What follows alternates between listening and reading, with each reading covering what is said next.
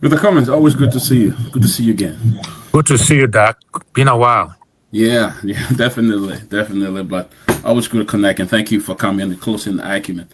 My question here is: if you were president of Liberia, what will you do to address this drug situation?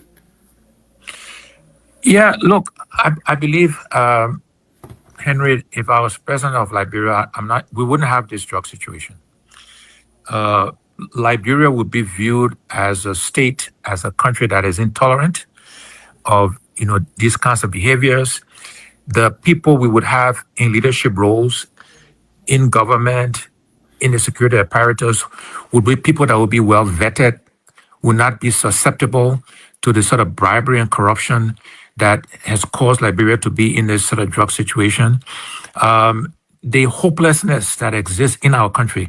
As I mentioned earlier, there's the domestic drug challenge, where our young people feel hopeless, no jobs, no skills, and therefore become susceptible to this drug issue. We will be addressing those issues to reduce what I call the demand for drugs domestically.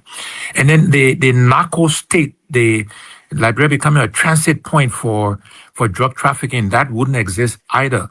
Our institutions would be strengthened. We'd have the right people. They would be appropriately resourced. They would know that if they got involved in this sort of behavior, they will not just be fired, but they will be prosecuted. There will be consequences for their behaviors. So you set the tune from the top. You set the direction from the top. The world will know that we are going to be intolerant of this kind of behavior. We will be working with our neighboring countries to also ensure that drugs are not coming through our borders.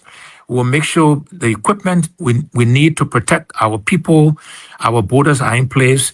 So it will be a very different situation, a very different environment if we had the opportunity, the blessings, to lead our country.